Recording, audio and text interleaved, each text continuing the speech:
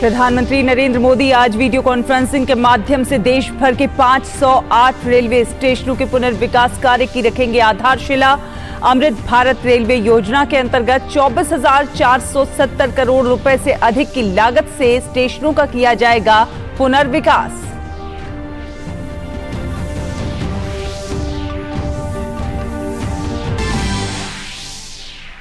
राष्ट्रपति द्रौपदी मुर्मू के दक्षिण भारत दौरे का आज दूसरा दिन। राष्ट्रपति आज चेन्नई में मद्रास विश्वविद्यालय के 165वें दीक्षांत समारोह को करेंगी संबोधित।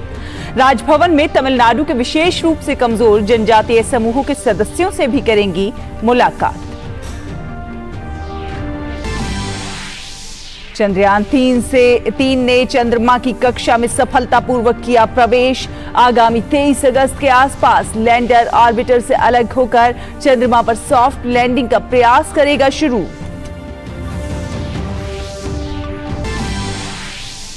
मौसम विभाग ने अगले 5 दिन के दौरान उत्तर और उत्तर पूर्वी भारत में भारी वर्षा की दी चेतावनी। मध्य महाराष्ट्र के तटीय इलाकों और गोवा में भी भारी बारिश की संभावना।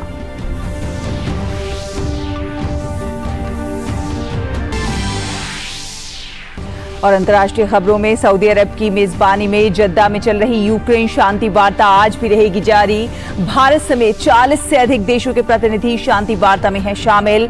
भारत की ओर से राष्ट्रीय सुरक्षा सलाहकार अजीत डोभाल कर रहे हैं प्रतिनिधित्व। खेल की खबरों में भारत के स्टार बैडमिंटन खिलाड़ी एच.एस. प्रणॉय आज खेलेंगे ऑस्ट्रेलियन ओपन के पुरुष एकल का फाइनल मुकाबला। खिताबी मैच में चीन के खिलाड़ी से होगी भिड़ंत।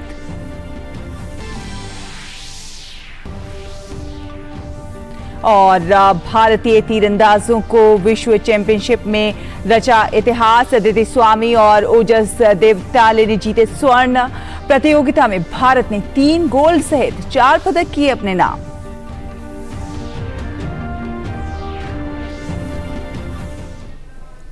नमस्कार, डीडी न्यूज देख रहे हैं आप और आपके साथ मैं हूं शहला निगार। आपको बता दें कि प्रधानमंत्री नरेंद्र मोदी एक ऐतिहासिक पहल के तहत आज वीडियो कॉन्फ्रेंसिंग के माध्यम से देश के अलग अलग हिस्सों में स्थित 508 रेलवे स्टेशनों के पुनर्विकास कार्य की आधारशिला रखेंगे। इन स्टेशनों का पुनर्विकास 24,470 करोड़ रुपए से अधिक की लागत से किया जाएगा।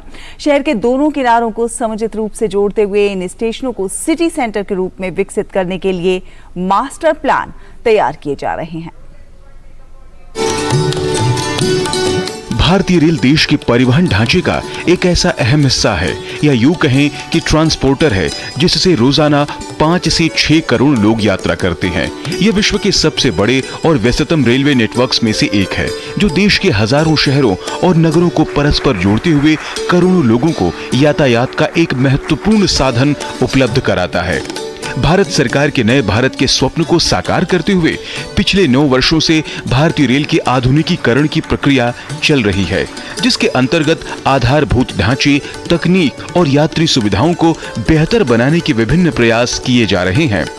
इसी को गति प्रदान करते हुए प्रधानमंत्री नरेंद्र मोदी रविवार को अमृत भारत स्टेशन योजना के तहत देश भर के 508 रेलवे स्टेशनों के नवीनीकरण का शिलान्यास करेंगे। भारतीय रेलवे ने अपने स्टेशनों का पुनर्निर्माण को एक बड़े रूप में लिया है और अमृत भारत स्टेशन स्कीम के अंतर्गत कई स्टेशनों का पुनर्निर्माण किया जा रहा है। और पुनर्निर्माण इस तरीके से किया जा रहा है कि जो अगले 30-40 साल के हिसाब से जो उसका ट्रैफिक प्रोजेक्शन है, जो वहाँ ऑटोमोबाइल्स का प्रोजेक्शन है, उसके हिसाब से किया जा रहा है।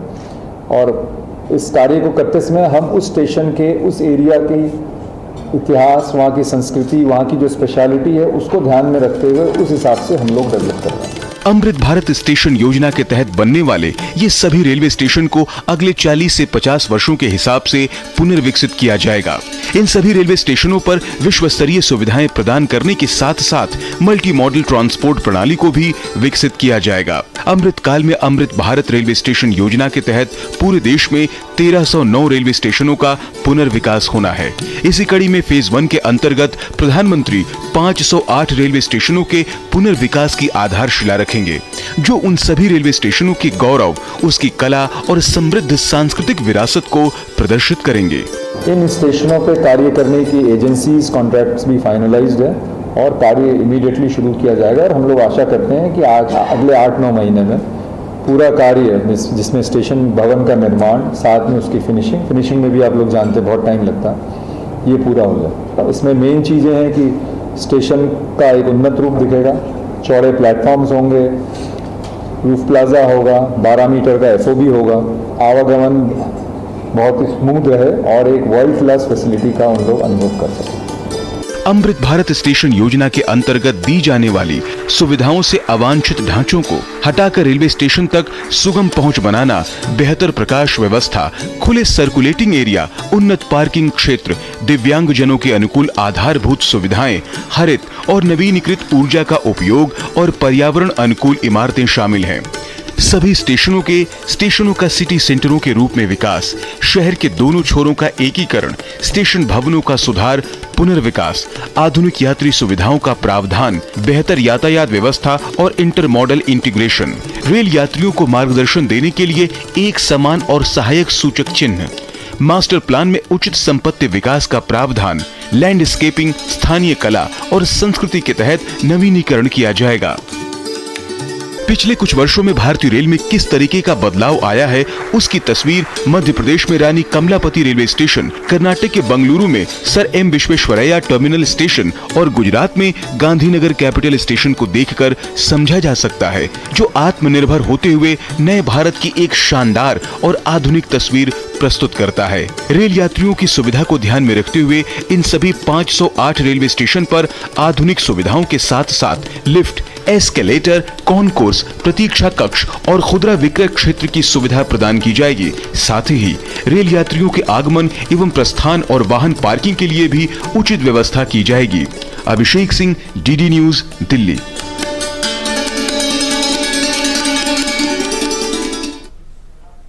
और इस कार्यक्रम को लेकर प्रधानमंत्री ने अपने ट्वीट संदेश में कहा है कि रेलवे क्षेत्र के लिए आज एक ऐतिहासिक दिन है। अमृत भारत स्टेशन योजना के तहत आज पूरे भारत में 508 रेलवे स्टेशनों के पुनर्विकास की आधारशिला रखी जाएगी। 25,000 करोड़ रुपए की लागत का पुनर्विकास हमारे देश में रेल बुनियादी ढांचे में क्रांतिकारी बदलाव लेकर आएगा। ये ईज ऑफ लिविंग को बढ़ावा देगा और आराम के साथ साथ सुविधा भी बढ़ाएगा। ये सुनिश्चित किया गया है कि स्टेशन स्थानीय संस्कृति, विरासत और वास्तुकला के अनुरूप हो। और आपको बता दें कि केंद्रीय गृह एवं सहकारिता मंत्री अमित शाह आज पुणे में सहकारी समितियों के केंद्रीय पंजीयक यानी कि CRCS कार्यालय के डिजिटल पोर्टल का शुभारंभ करेंगे। प्रधानमंत्री नरेंद्र मोदी के सहकार से समृद्धि के विजन में दृढ़ विश्वास व्यक्त करते हुए सहकारिता मंत्रालय ने देश में सहकारी आंदोलन को सुदृढ़ करने के लिए अनेक पहल की हैं और इसी कड़ी में सहकारी क्षेत्र में व्यापार सुगमता को बढ़ावा देने के एक महत्वपूर्ण कदम के तहत बहुराज्य सहकारी समितियों के केंद्रीय पंजीयक कार्यालय का कंप्यूटरीकरण किया जा रहा है। कंप्यूटरीकरण का मुख्य उद्देश्य पूरी तरह पेपर रहित आवेदन, बहुराज्य सहकारी सोसाइटी अधिनियम MSCS एक्ट और नियमों का स्वतः अनुपालन, व्यापार सुगमता, डिजिटल संवाद और पारदर्शी प्रोसेसिंग है। कंप्यूटरीकरण की ये परियोजना नए MSCS के पंजीकरण में मददगार साबित होगी और उनकी कार्यशैली में सुगमता लाएगी। वर्तमान में देश में 1550 से अधिक बहुराज्य सहकारी समितियां पंजीकृत हैं। केंद्रीय पंजीयक का कार्यालय बहुराज्य सहकारी समितियां अधिनियम 2002 के प्रशासन के लिए उत्तरदायी है। फिलहाल एक छोटा सा ब्रेक लेते हैं। ब्रेक के उस पार खबरों का ये सफर जारी है। आप देखते रहिए डीडी न्यूज। होंगे बच्चे स्वस्थ भले भूलेगा बचपन, इन्हें पिलाओ मुगली घुट्टी 555।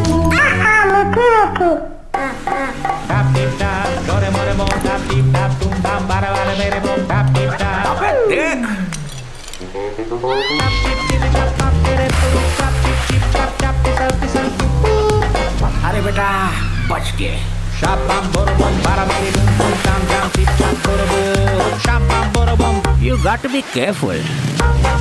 बारिश है, सड़कें बदलेंगी। Switch to CEAT. बेटा change soon. It's monsoon. अरे रामदयाल, तेरी उपज का क्या हुआ? अरे औने पौने दाम मिल रहे थे इसलिए नहीं बेची। और तुम्हारी उपज? मेरी उपज ये रही मेरे मोबाइल में एकदम सुरक्षित। अरे ये तो कोई रसीद लगती है। कोई रसीद नहीं, डिजिटल रसीद है जो WDRA से पंजीकृत वेयर हाउस में उपज रखने से मिलती है। WDRA? WDRA भारत सरकार की एक संस्था है जो अच्छे और सुव्यवस्थित वेयर हाउसों को पंजीकृत करता है। अच्छा। अब तुझे इस रसीद का कमाल दिखाता हूँ, चला। देखा, इस रसीद पर बैंक से लोन हो गया। ये तो कमाल हो गया। कमाल तो अभी और भी है भैया। देखो, जब और जहाँ उपज के अच्छे दाम मिलेंगे, उपज बेच दूंगा और फिर बैंक का सारा लोन भी चुकता कर दूंगा। अरे वाह। मुन्नी, पापा, आप मेरा नया बैग लाए? हाँ, ये रहा तुम्हारा नया बैग। और तुम्हारे लिए झुमके। WDRA का प्रयास, किसानों का आर्थिक विकास। ब्रेक के बाद स्वागत है आपका। आपको बता दें, राष्ट्रपति द्रौपदी मुर्मू तमिलनाडु और पुडुचेरी की यात्रा पर हैं। राष्ट्रपति कल तमिलनाडु पहुंची और आज उनकी यात्रा का दूसरा दिन है। राष्ट्रपति आज चेन्नई में मद्रास विश्वविद्यालय के 165वें दीक्षांत समारोह को संबोधित करेंगी। आज राजभवन चेन्नई में तमिलनाडु के PVTG के सदस्यों से भी मुलाकात करेंगी। महाकवि सुब्रमण्यम भारथियार के चित्र का अनावरण करेंगी और राजभवन के दरबार हॉल का नाम बदलकर भारथियार मंडपम रखने के समारोह में भाग लेंगी। राष्ट्रपति 7 अगस्त को जवाहरलाल स्नातकोत्तर आयुर्विज्ञान चिकित्सा शिक्षा एवं अनुसंधान संस्थान पुडुचेरी के लीनियर एक्सीलेटर का उद्घाटन करेंगी। वो विलियानूर में राष्ट्रीय आयुष मिशन के तहत 50 बिस्तरों वाले अस्पताल का भी वर्चुअल रूप से उद्घाटन करेंगी और पुडुचेरी सरकार द्वारा उनके सम्मान में आयोजित नागरिक अभिनंदन समारोह में भाग लेंगी। अपनी यात्रा के अंतिम दिन राष्ट्रपति 8 अगस्त को ऑरोविल में एक प्रदर्शनी मात्र मंदिर देखने जाएंगी और aspiring for super mind in the city of consciousness विषय पर एक सम्मेलन का उद्घाटन करेंगी। और इससे पहले राष्ट्रपति द्रौपदी मुर्मू ने कल तमिलनाडु के नीलगिरी जिले में मधुमलाई टाइगर रिजर्व अभयारण्य में थेप्पाकाडू हाथी शिविर का दौरा किया। राष्ट्रपति ने ऑस्कर विजेता वृत्तचित्र द एलिफेंट विस्परर्स के हाथी महावत जोड़ी बोमन और बेली से मुलाकात की। राष्ट्रपति ने तमिलनाडु के विभिन्न हाथी शिविरों में काम कर रहे महावतों के साथ चर्चा की। राष्ट्रपति द्रौपदी मुर्मू ने कहा कि राष्ट्रीय विरासत को संरक्षित करने के एक हिस्से के रूप में हाथियों की रक्षा करना हमारा दायित्व है। और चंद्रयान 3 के लिए कल का दिन बेहद खास रहा। भारतीय अंतरिक्ष अनुसंधान संगठन इसरो का ऐतिहासिक मिशन चंद्रयान 3 कल शाम चंद्रमा की कक्षा में सफलतापूर्वक प्रवेश कर गया। चंद्रयान 3 से आए संदेश में बताया गया है कि उसने अपनी कक्षा में सफलतापूर्वक प्रवेश कर लिया है। चंद्रयान चंद्रमा तक की लगभग 2/3 दूरी तय कर चुका है। बेंगलुरु स्थित ISRO telemetry tracking and command network Chandrayaan 3 की गति, स्थिति और दिशा पर लगातार नजर रख रहा है। कल शाम करीब 7 बजे के आसपास चंद्रयान 3 का लूनर ऑर्बिट इंजेक्शन कराया गया और यानी कि उसे चांद के पहले ऑर्बिट में डाला गया। इसरो के वैज्ञानिकों ने अब तक इस काम में 2 बार सफलता हासिल की है। चंद्रयान 3 का उद्देश्य है कि चंद्रमा की सतह पर सफलतापूर्वक सॉफ्ट लैंडिंग की जाए। धरती के चारों ओर चक्कर लगाने के बाद चंद्रयान 3 ने 5 अगस्त यानी कल से चंद्रमा के चक्कर लगाना शुरू कर दिया है। गौरतलब है कि चंद्रयान 3 को श्रीहरिकोटा के सतीश धवन स्पेस सेंटर से 14 जुलाई को प्रक्षेपित किया गया था और इसके 23 अगस्त तक चंद्रमा पर सॉफ्ट लैंडिंग करने की उम्मीद है। प्रधानमंत्री नरेंद्र मोदी और नेपाल के प्रधानमंत्री पुष्पकमल दहल प्रचंड के बीच कल फोन पर बातचीत हुई। प्रधानमंत्री ने अपने ट्वीट संदेश में कहा कि नेपाल के प्रधानमंत्री पुष्पकमल दहल से बात करके खुशी हुई। 1 जून को नई दिल्ली में हमारी सार्थक वार्ता के आधार पर हम अपनी चर्चाओं से महत्वपूर्ण निर्णयों के कार्यान्वयन में तेजी लाने की आवश्यकता के बारे में सहमत हैं। इससे भारत और नेपाल के बीच बहुमुखी साझेदारी और मजबूत होगी। और हरियाणा के नूह में अभी भी कर्फ्यू जारी है, लेकिन सुबह 9 बजे से 12 बजे तक 3 घंटे की कर्फ्यू में छूट दी गई है ताकि लोग जरूरत के जो सामान हैं उसकी खरीदारी कर सकें। वहीं प्रशासन अवैध निर्माण के खिलाफ लगातार कार्रवाई कर रहा है। नूह में शांति बनी हुई है।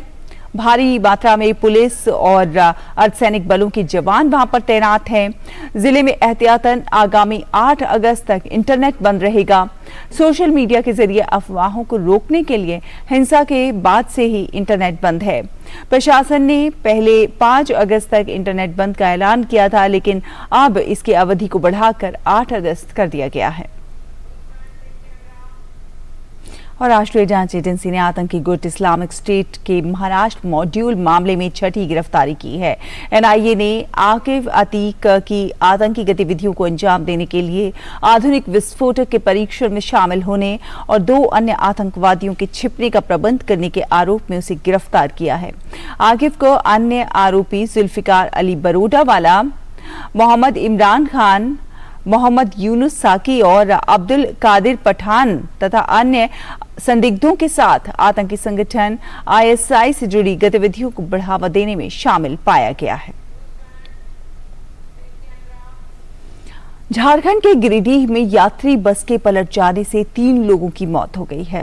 रांची से गिरिडीह जा रही बस बराकर नदी में पलट गई।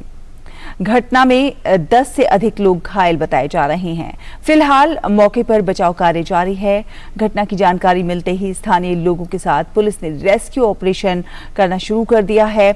हादसे के वक्त बस में 25 से 30 लोग सवार थे। सभी घायलों का इलाज स्थानीय अस्पताल में चल रहा है।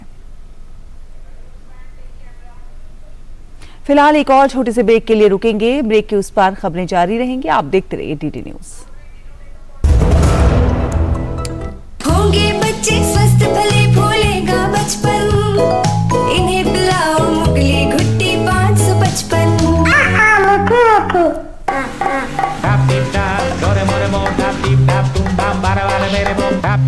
अबे देख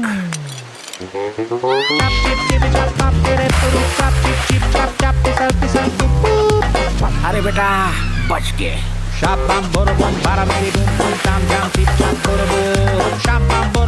You got to be careful.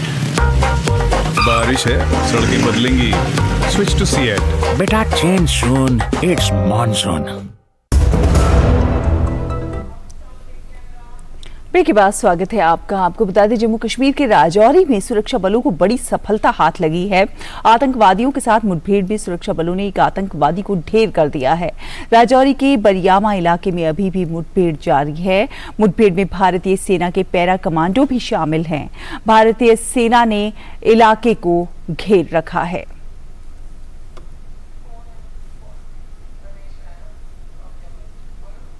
और रमेश रैना हमारे सहयोगी संवाददाता इस पर ज्यादा जानकारी के साथ हमारे साथ जुड़ गए हैं। रमेश जी, आपसे जानना चाहेंगे कि अभी ताजा स्थिति क्या है? शरा, अभी ऐसा ये कल शाम को जो कल कोई एनकाउंटर शुरू हुआ है, रात भर चलता रहा। इनिशियल फायरिंग में ही पहले एक उग्रवादी मारा गया। उसके बाद क्या आर्मी है, सीआरपीएफ है, स्पेशल ऑपरेशन ग्रुप है, जेएनके पुलिस का, उन्होंने वहां पर गुड्डा क्रॉस एक जगह है राजौरी में, काफी दुर्गम इलाका है, वहां पर उनको कुछ ये जानकारी थी कि एक ग्रुप ऑफ टेररिस्ट का ग्रुप है वहां पर आया हुआ है। तो तलाशी अभियान शुरू किया गया। तो जो छुपे हुए आतंकवादी उन्होंने फायरिंग शुरू की, तो जवाबी कार्रवाई में इनिशियल फायरिंग में ही एक आतंकवादी मारा गया। चूंकि इलाका काफी दुर्गम है, आर्मी ने कुछ एयरफोर्स हेलीकॉप्टर्स में स्पेशल फोर्सेस बुलाए हैं वहां पे। रात भर एनकाउंटर चलता रहा। उग्रवादियों की तरफ से, उनकी तरफ से ये कोशिश की जा रही थी कि वहां से जो उन्हें सिक्योरिटी फोर्स ने घेराव किया था उनको वहां से निकलने के लिए घेराव तोड़ के निकलने भागने की कोशिश करते, लेकिन रात भर उनको उनके साथ एनकाउंटर चल रहा है और अभी भी एनकाउंटर जारी है। रमेश जी, आपसे जानना चाहेंगे, चूंकि अभी भी एनकाउंटर जो है वो जारी है, कितने आतंकवादी हो सकते हैं अभी, अगर इस बात का अंदाजा लगाया गया हो, कितने आतंकवादी अभी छुपे हुए हो सकते हैं? देखिए, हमारी एडिशनल डीजीपी जम्मू से बात हुई है, उनका ये कहना है कि, और हमारे जो सेना के स्पोक्स पर्सन है उनका ये कहना है कि तकरीबन अभी भी 2 से 3 आतंकवादी इसमें भी छुपे होंगे वहां पर है, और इसी उन्हीं को पकड़ने के लिए पूरे बड़े स्तर पर एक तलाशी अभियान वहां पर जारी है।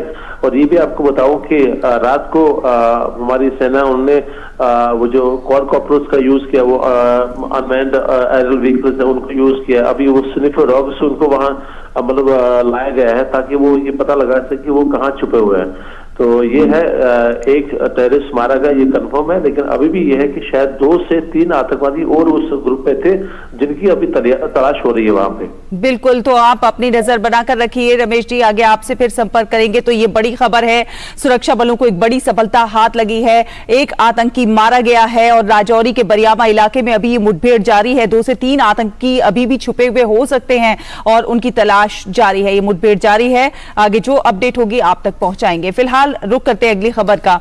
मौसम विभाग ने अगले 5 दिन के दौरान उत्तर और उत्तर पूर्वी भारत में भारी और भारी से भारी बारिश की चेतावनी जारी की है। राजधानी दिल्ली के लोगों को आज उमस भरी गर्मी से निजात मिल सकती है। दिल्ली में आज दिन भर रिमझिम बारिश होने की संभावना जताई गई है। मौसम विभाग के अनुसार राजधानी में आज आसमान में बादल छाए रह सकते हैं और हल्की बारिश होने की संभावना है। वहीं मौसम विभाग ने मध्य प्रदेश में अत्यधिक वर्षा का अनुमान व्यक्त किया है। वहीं पूर्वी उत्तर प्रदेश और उत्तराखंड में कल से 3-4 दिनों तक भारी वर्षा की संभावना जताई गई है। मौसम विभाग के अनुसार अरुणाचल प्रदेश, असम, मेघालय, नागालैंड और मणिपुर में भारी वर्षा के आसार हैं। कल यानी कि 7 अगस्त को हिमाचल प्रदेश, हरियाणा, चंडीगढ़, पश्चिम बंगाल के उप हिमालयी क्षेत्र, सिक्किम, झारखंड में तेज वर्षा का अनुमान है। मौसम विभाग ने बिहार में आज से 9 अगस्त तक दरभंगा, सुपौल, अररिया और किशनगंज समेत उत्तर बिहार के जिलों में बारिश की संभावना जताई है, जबकि 10 अगस्त को राज्य के लगभग सभी जिलों में बारिश के आसार हैं। इसे लेकर मौसम विभाग की ओर से येलो अलर्ट जारी किया गया है। उधर कोंकण और गोवा में अगले 5 दिन वर्षा जारी रहने की संभावना जताई गई है। मध्य महाराष्ट्र के तटीय इलाकों में आज और कल भारी बारिश की संभावना है।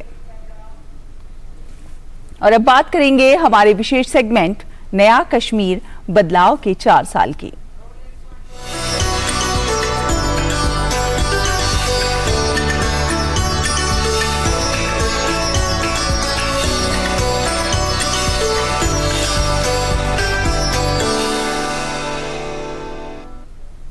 तो जम्मू कश्मीर से अनुच्छेद 370 और 35A को निष्प्रभावी बनाने के 4 साल पूरे हो चुके हैं। बीते 4 सालों में यहां पर जनजातीय और पहाड़ी समुदायों के लिए कई कदम उठाए गए हैं।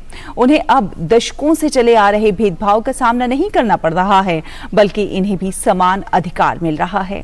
सरकार ने उनकी भूमि, शिक्षा और सामाजिक आर्थिक स्थिति को सुधारने और उनके संरक्षण के लिए कई प्रयास किए हैं। डीडी न्यूज ने एलओसी से सटे गांव के लोगों से इस बारे में बातचीत की।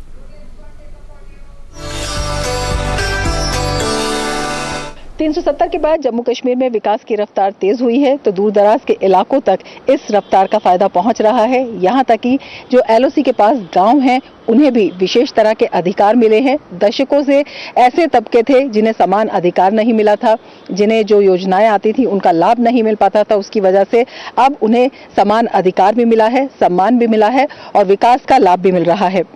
बारामूला में एलओसी के नौशेरा से हमारे साथ मीर मुश्ताक जी मौजूद हैं। 370 के बाद क्या बदलाव आया है? हमें मालूम ही नहीं था कि तरक्की किस चीज को कहते हैं। तो एलजी साहब ने जो ये 5 मरला जमीन जो यहाँ पर दे दी, ये अभी हमारे वहाँ गुमान में ही नहीं था कि हमें ऐसी चीजें, ऐसी मुरादें मिल जाएंगी। इसके अलावा हमारे नौजवानों को कई सिक्किमों में जो बेकार रोजगार नौजवान थे, उनको लोन्स पर उनको किसी को टाटा समूह दे दी, किसी को गाड़ी दे दी, वो चलता है वो रोजगार। उसके अलावा भी हमारे कई भर्तियां यहाँ पर हो गई, बॉर्डर भर्तियां। एलओसी के आसपास जो गांव थे उनकी मांग थी कि जो बॉर्डर एरियाज में रिजर्वेशन मिला है उनके आसपास के लोगों को वो उन्हें भी दिया जाए। ये पूरा हुआ और इससे 3,50,000 से ज्यादा परिवार हैं, उनको फायदा हुआ। इस वक्त हम उरी के रामगई गांव में मौजूद हैं। थी एलओसी के पास के गांव की बॉर्डर की तरह वो रिजर्वेशन की मांग भी पूरी हुई। उससे कितना फायदा यहाँ के लोगों को पहुंचा है? फायदा तो पहुंचेगा, आगे कम ही पहुंचा है, लेकिन आने वाले वक्त में फायदा ज्यादा पहुंचेगा। मैं मोदी जी का और भी शुक्रगुजार हूं कि इस बार हमें राइट मिल जाएगा इलेक्शन लड़ने का, और इंशाअल्लाह हम पंचायतें भी बनाएंगे और हमारे डीडीसी बनेंगे, बीडीसी बनेंगे, और इंशाअल्लाह हमारा एक एक वोट इस बार गिन के चुन के मोदी जी के हक मिल जाएगा। सबसे बड़ी जो हमारी आइडेंटिटी जो हमें वापस मिली है, हमें कुछ भी ना मिले लेकिन जो हमारी आइडेंटिटी इस सरकार ने दी है, और ख़ासकर मैं इतना पूरी हमारी पहाड़ी जो कौम है वो आज नहीं, आने वाली जो हमारी नस्लें होंगी, क्योंकि हमारी 4 जनरेशन जो हैं इसमें लग गई इस आइडेंटिटी की लड़ाई में, तो आने वाली नस्लें जो हैं कई वो याद रखेंगी कि दिल्ली में एक सरकार बनी थी भाजपा की जिसने पहाड़ी कबीले को उनकी पहचान वापस दी। अगर हमें नहीं मिला कोई प्रॉब्लम नहीं है, लेकिन हम आशा करते हैं कि आने वाली हमारी आगे पीढ़ी को, आगे जनरेशन को इसका फ़ायदा ज़रूर मिलेगा। ये हमें पूरी फुल उम्मीद है। हमें मतलब ट्राइब वाली दी गई, हमें एसटी दी गई है, तो उससे हमें फ़ायदा कुछ ना कुछ होगा। राइट नाउ देखा जाए कश्मीर में जो मतलब हर रोज़ का डर था है ना, हर रोज़ के फितने थे, इस चीज़ से थोड़ी बहुत हमें राहत मिली है। 70-80%, 90% मिली है, 100% भी हो जाएगी, हम इस चीज़ की उम्मीद करते हैं। क्यों आपको कोई पूछने वाला नहीं था? सरकारें तो यहाँ पहले भी थी, सरकारें आती जाती थी, लेकिन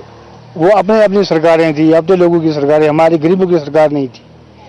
जब से अमित शाह साहब आए, मोदी साहब आए, तब से हमें थोड़ा सा लग रहा है कि कुछ न कुछ हमारे पहाड़ के लिए हो रहा है।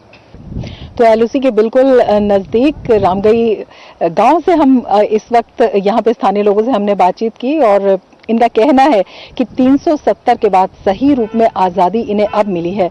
ये हम नहीं कह रहे हैं, ये यहाँ के स्थानीय लोग कह रहे हैं, क्योंकि यहाँ पर अब उन्हें सुरक्षा मिली है, सम्मान मिला है, समान अधिकार मिला है, और आगे भविष्य में एक सुनहरा रास्ता जो है उसमें आगे बढ़ने का एक मार्ग जो है इनके लिए प्रशस्त हुआ है। कैमरामैन शुभम शर्मा और सहयोगी विनोद ओझा के साथ रमा त्यागी, डीडी न्यूज, उरी।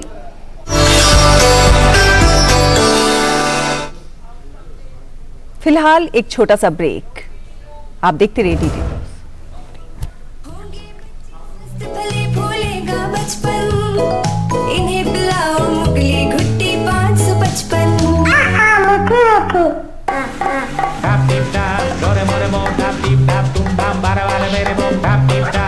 देख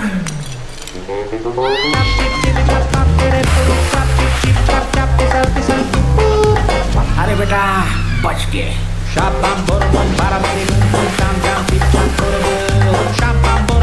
You got to be careful. बारिश है, सड़कें बदलेंगी। Switch to Seat. बेटा change soon. It's monsoon.